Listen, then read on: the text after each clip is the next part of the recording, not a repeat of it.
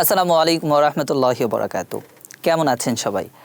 আশা করি সবাই আল্লাহর রহমতে অনেক ভালো আছেন। আজ আমরা গুরুত্বপূর্ণ একটি বিষয় নিয়ে আলোচনা করব। আপনাদের নিশ্চয়ই মনে আছে ওয়াজিব গুন্না কি এবং কিভাবে করতে হয়। সো আমরা ওয়াজিব গুন্না সম্পর্কে জানি, কিন্তু ওয়াজিব গুন্নার বাহিরে আরও কয়েকটি গুন্না রয়েছে, সে সম্পর্কে আজকে বিস্তারিত আলোচনা করব। প্রথম আমরা দেখতে পাচ্ছি নুন সাকিন ও তানউইন। নুন সাকিন কি, এটা তো আপনারা সবাই জানেন, জজমওয়ালা নুনকে নুন সাকিন বলে।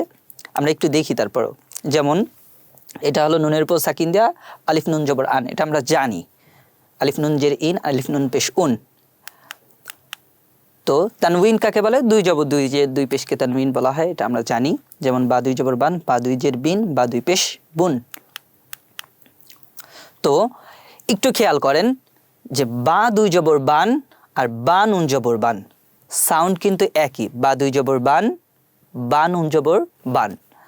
সো সাউন্ড যেহেতু একই, সো নিয়মটাও কিন্তু একই হবে।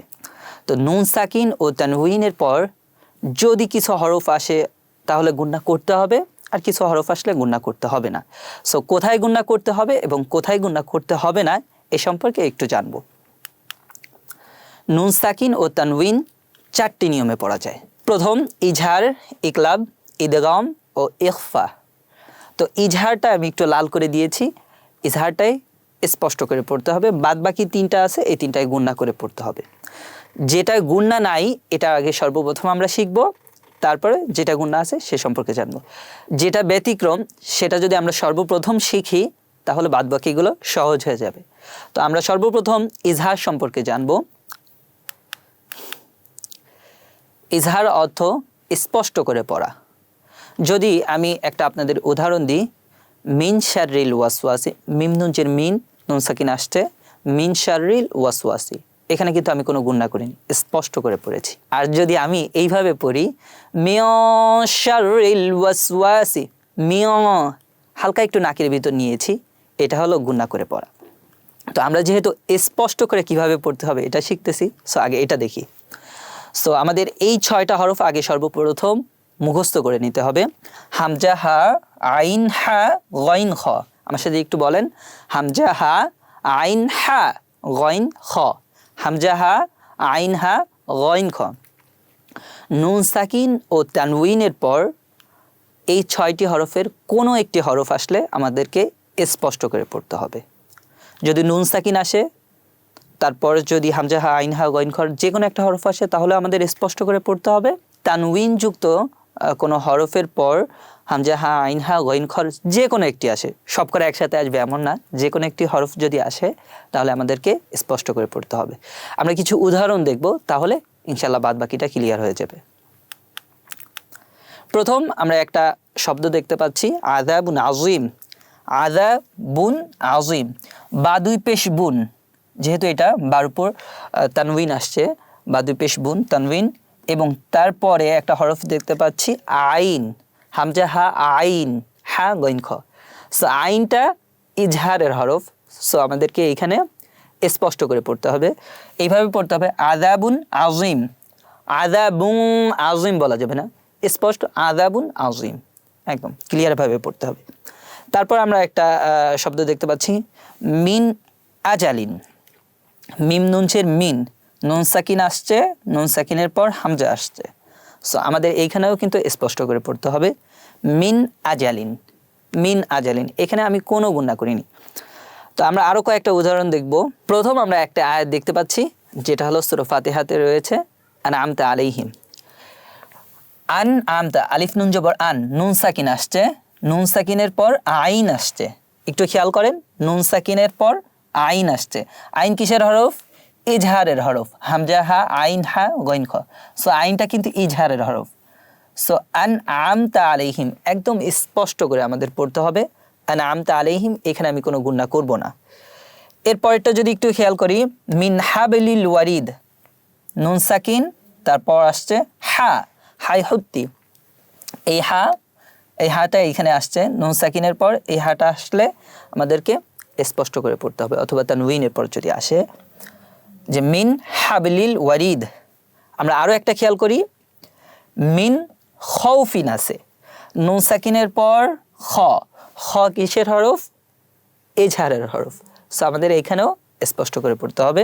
যেমন মিন মিন খৌফ, মিন খৌফিন আছে, মিন খৌফ বলতে পারি।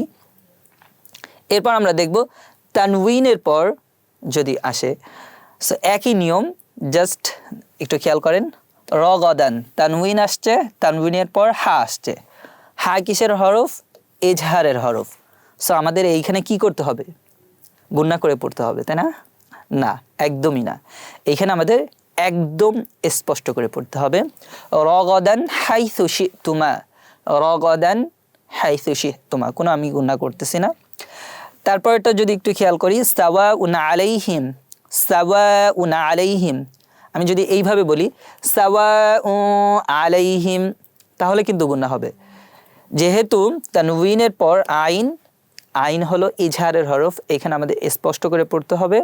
যেমন সাওয়াউন আলাইহিম, সাওয়াউন আলাইহিম, কোন হরফের উপর আসছে এটা খেয়াল করা যাবে না।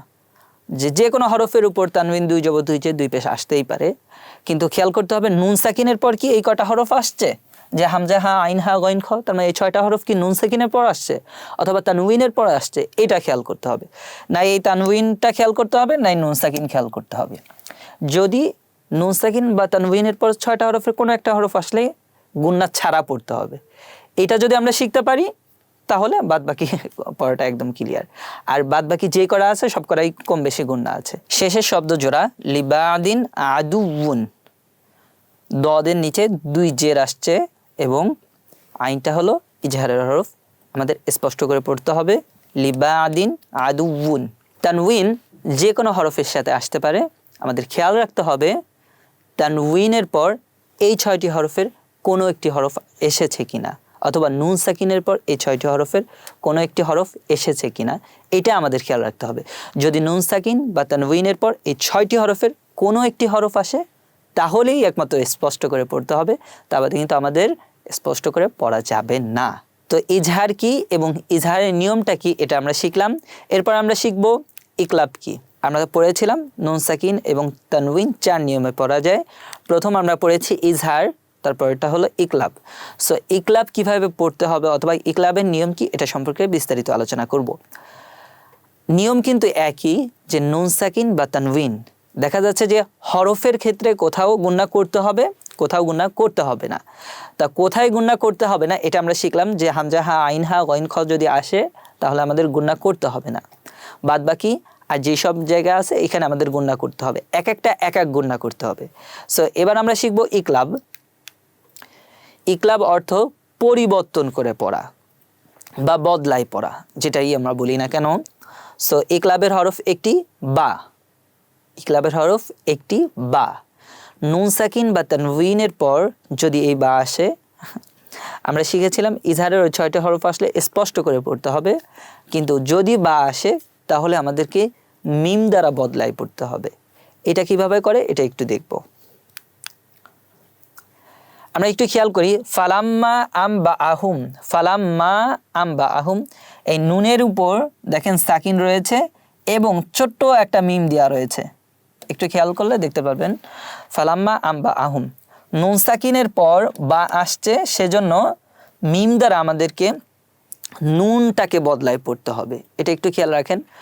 আমি যদি এটা স্বাভাবিকভাবে পড়ি তাহলে আমাদের এরমভাবে পড়তে হবে, ফালাম্মা আন বা আহুম, ফালাম্মা আন বা আহুম, আলিফ নুন জবর আন, বা জবর বা, আন বা, হামিম পেশ হুম, ফালাম্মা আন বা আহুম আমি বলবো যদি গুণনা না করে পড়ি। কিন্তু নুন সাকিনের পর যেহেতু বা আসছে, তার মানে নুন সাকিনের বামে বা রয়েছে, সো এই নুনটাকে আমরা বদলাই পড়ব।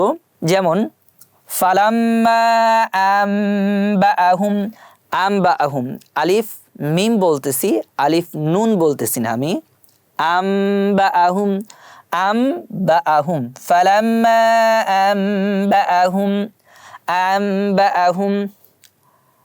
এইখানে রয়েছে আন, কিন্তু আমি পড়তেছি আম, আলিফ মিম দিয়ে পড়ছি। এটার হওয়ার কারণ নুন সাকিনের পরে বা আসছে, বা আসলে নুন সাকিনকে মিম দ্বারা বদলাই পড়তে হবে। যেমন ফালাম্মা আম বা আহুম। পরেরটা যদি আমরা একটু খেয়াল করি, আযাবুন আলীমুম বিমা কানু, আযাবুন আলীমুম, তানউইন তানউইনের পর বা আসছে, বা হলো ইকলাবের হরফ। সো আমরা এখানে মিমটাকে বদলাই পড়ব, যে আলিমুন, আলিমুন মিম দুই পেশ মুন হবে, কিন্তু মিম দ্বারা বদলাই পড়বো আলিমুম বলবো আমরা। কেমন? বাটাকে কিন্তু আমরা বদলাবো না, বদলাবো এই মিমটাকে। তার মানে এই মাঝখানে দেখেন একটু, আলিফ নুন জবর আন, শেষে কিন্তু একটা ন আসতেছে, এই ন সাউন্ডটাকে পরিবর্তন করে ম সাউন্ড করে দিব। কেমন? আযাবুন আলীমুম বিমা কানু, আযাবুন আলীমুম বিমা কানু। যদি আমরা আরও একটা লক্ষ্য করি, মিম বাদিহি, নুন সাকিন, নুন সাকিনের পর বা আসছে, সো এই নুন সাকিনটাকে আমরা বাদ দিয়ে মিম করে পড়বো, যেহেতু নুন সাকিন বা তানউইনের পর বা আসলে আমাদেরকে মিম দ্বারা বদলাই পড়তে হবে। কেমন? মিম বাদিহি, মিম বাদিহি। কিন্তু আমরা যদি যা দেখি লেখা আছে মিন বাদিহি, মিম নুনজের মিন বাদিহি, এই নুনটাকে আমরা কিন্তু বদলাই পড়তেছি, কারণ নুন সাকিনের পর বা আসছে, বা আসলে নুন সাকিনকে বদলাই মিম দিয়ে পড়তে হবে। আশা করি বুঝতে পেরেছেন বিষয়টা। সো নুন সাকিনের পর যদি ইজহারের হরফ আসে, তাহলে ওই 6টা হরফ আসলে স্পষ্ট করে পড়তে হবে, এবং যদি ইকলাবের হরফ আসে, অর্থাৎ যদি বা আসে, তাহলে মিম দ্বারা বদলাই পড়তে হবে। সো দুই নিয়ম আশা করি বুঝতে পেরেছেন। এই ভিডিওটা বারবার দেখবেন, বারবার অনুশীলন করবেন। ইনশাআল্লাহ আমাদের নুন সাকিন ও তানউইন নিয়ে মনে যত ধরনের যত প্রশ্ন রয়েছে, সকল প্রশ্নের উত্তর ইনশাআল্লাহ আমরা পেয়ে যাবে। পরের লেসনে দেখা হচ্ছে আমরা ইদগম এবং ইকফা কিভাবে করব, এটা ইনশাআল্লাহ শিখব। আসসালামু আলাইকুম ওয়া রাহমাতুল্লাহি ওয়া বারাকাতুহু।